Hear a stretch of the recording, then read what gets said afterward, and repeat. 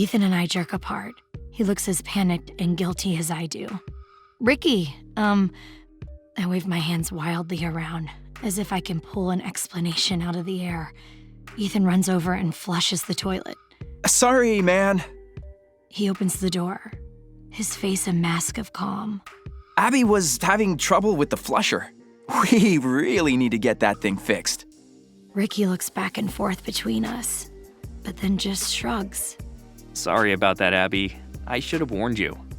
No problem. I manage to smile.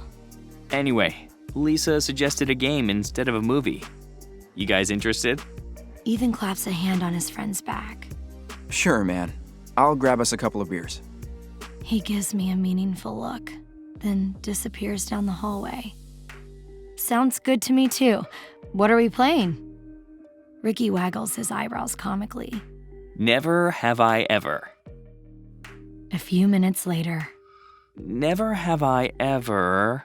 Ricky looks around at all of our faces. We're in a close circle on the living room floor. Sent a naked selfie. Wait, so let me get the rules straight. I drink only if I've done whatever thing you've mentioned? Yep. And when it's your turn, you name something that you haven't done. The goal is to get everyone to drink except you. Okay, then. She giggles, taking a sip. Well, I've definitely sent a naked selfie. When she glances at Ethan, I can't help but wonder if he's the one she sent it to. And I feel sick. No one else drinks. And then it's Ethan's turn. Never have I ever flashed someone. Both Lisa and Ricky burst into laughter and raise their glasses. Wait, Lisa, did you do the naked run last year? I did. That's the time I was thinking of. Me too. They cheers, and then both drink. Again, Ethan and I don't. Okay, my turn. Never have I ever had my heart broken. Without thinking, my hand lifts toward my mouth before I can stop it. Suddenly, 3 pairs of eyes are on me. Aw, I'm sorry, Abby. What happened? I clear my throat, making sure to keep my eyes on her.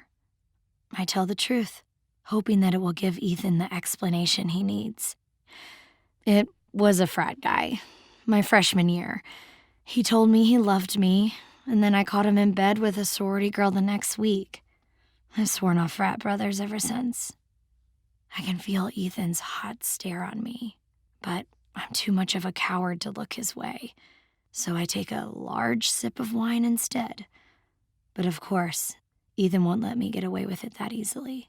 Sworn off all frat brothers? Yeah, well, dating them. That's kind of judgmental, don't you think? I tense. Maybe, but I haven't gotten hurt since, so staying away is working so far. And luckily, Ricky isn't in a frat. Poor Lisa. She has no idea. And neither does Ricky, for that matter.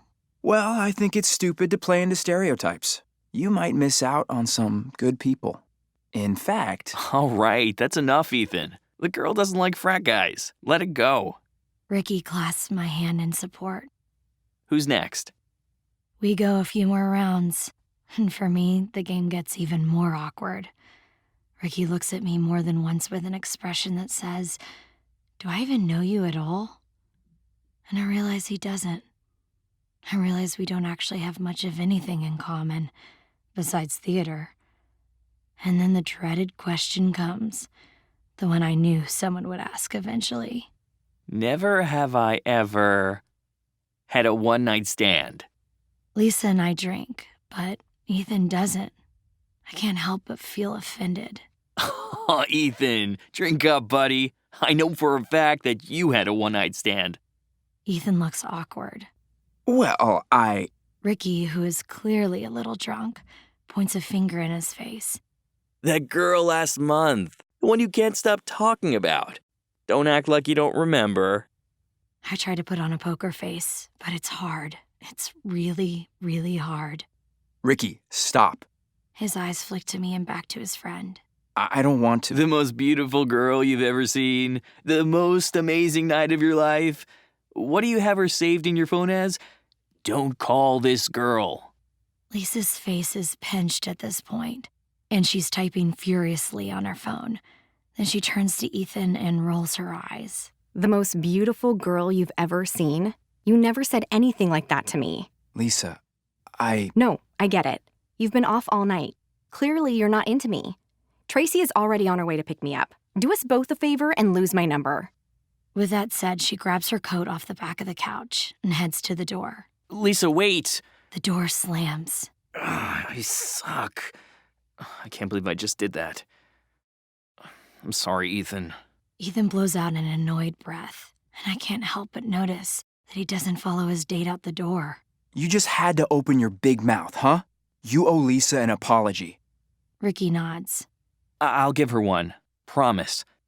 But seriously, E, you don't even like Lisa. I feel like a broken record, but you need to call that other girl. Ethan's shoulders tense. I already told you. She told me not to call. Ricky perks up from beside me. Well, she didn't say anything about me calling. And before Ethan or I can move, Ricky grabs Ethan's phone and presses a few buttons. Ricky, no! But it's too late. And even though I know it's coming, the sound of my phone ringing still makes me jump.